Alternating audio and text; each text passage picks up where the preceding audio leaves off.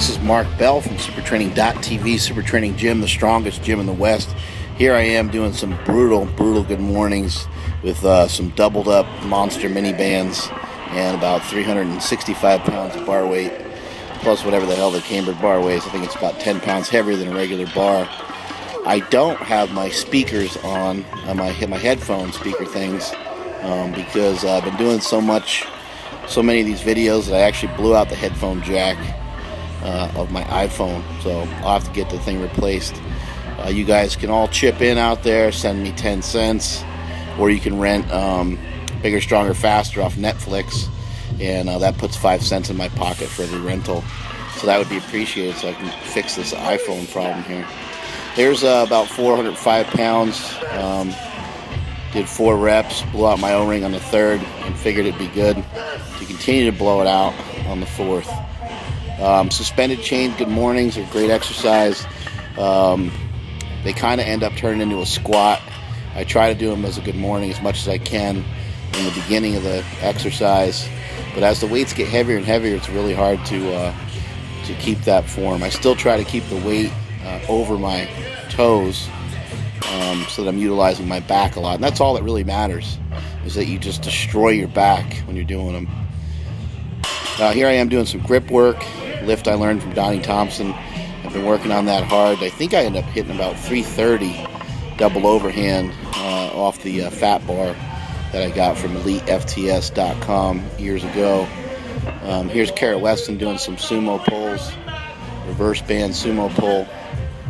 You can see how her legs straighten out a little bit and the weight's a little bit far away from her. You got to try to utilize your hips. In that case, she's got to try to utilize her hips a little bit better, get her initiate hip drive a little earlier in a lift. Here's one of our new chicks getting her lift on. We just had some new people sprout up.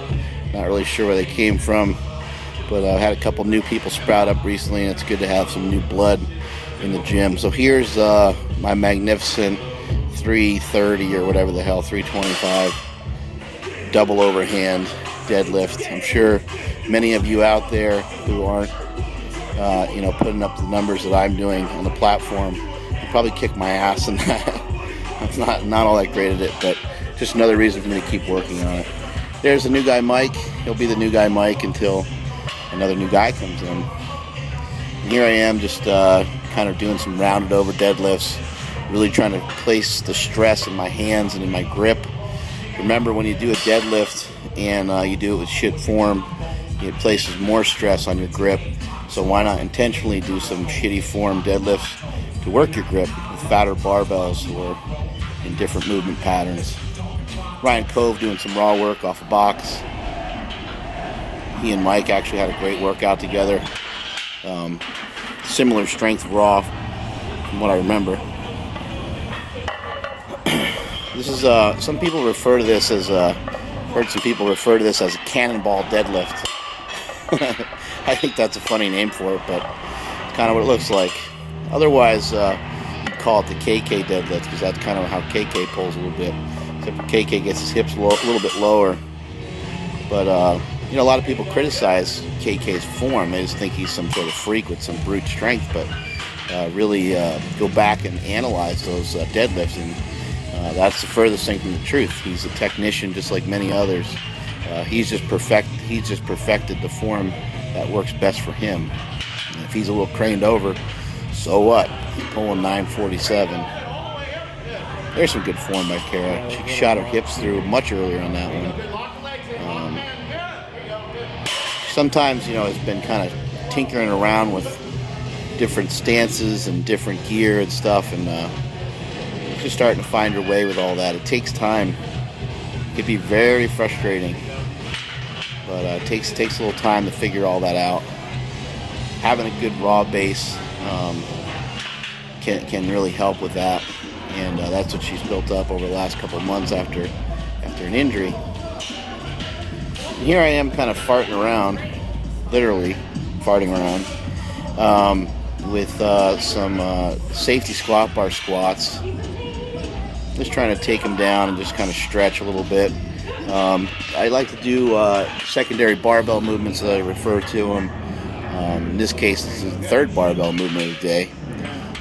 But those of you out there that follow the conjugate system, that do max effort work, try doing some max effort work and follow it up with a second barbell movement. So if your lift for the day is a max effort box squat like these guys are doing, why not follow it up with 3 sets of 8 Zercher squat, or 3 sets of 8 of even these type of squats. You can max on this, go to a max single, and then change it up from there. Do a higher rep scheme or a different rep scheme. Here I am trying to pause these at the bottom, but also trying not to let my chest come too far forward. And I'm also utilizing a method that I've kind of heard about that I thought was really interesting. I'm using this compression method. Got both my legs wrapped in this compression bands that you can get from Jump Stretch. I got mine from Dick Hartzell off of, I think it's jumpstretch.com. And I don't know what they refer to them on there. They're kind of hard to find, but they're compression bands in my mind. Here goes Mike again, a great squat right there. That was around 450 or so, or 440, somewhere in that range. And here's Cove, going with a nice attempt with a little over 500 pounds, I believe. And now you can see I got one leg wrapped with a black band on, another leg wrapped with a red band on. I tried wrapping them lower, down just above the knee, and I wrapped them higher, more along the thigh. But this caused an incredible, absolutely ridiculous pump, and actually felt like it was giving me something, almost like a pair of briefs would. This was an extremely interesting thing to play around with. Haven't really seen or heard too many other people doing anything all that much similar, except for in the bodybuilding community, this guy that trains some people that has people bust out sets of 25 to 30 reps on a leg press while their legs are compressed. I don't know what type of band, or if he uses a knee wrap, or how he does it. But when they take the band or the compression thing off, the blood flow just goes flying into the legs or whatever the area is that you're working, and it's just excruciating. And that's what I was feeling there, even just with 315. It was crazy how much blood started getting into my legs. There's Cove with about a 540 or 530 off the box. Here we are doing some Zerchers with the Rogue Yoke walk. This is how you get yoked, kids. Really great exercise. This piece is really good for this kind of stuff. Has a real thick handle on it, so it doesn't eat your forearms alive. Here's my boy Ryan Spencer, always spencing everybody, and today was no different. He spenced everybody a couple times on this day, banging out sets of 10, sets of 15, and sets of 25, I believe, or 20 here, with 405 pounds, weighing about $160, $165, whatever he weighs. Kind of hard to tell when someone's that small. Pretty good form here. He could probably start his first rep with a little bit more leg drive, and he could kind of utilize the barbell a little bit more to get a little bit more tightness if we go back and watch that first rep. The reason why he's so good at doing repetitions like this is because he does stay tight once he gets going.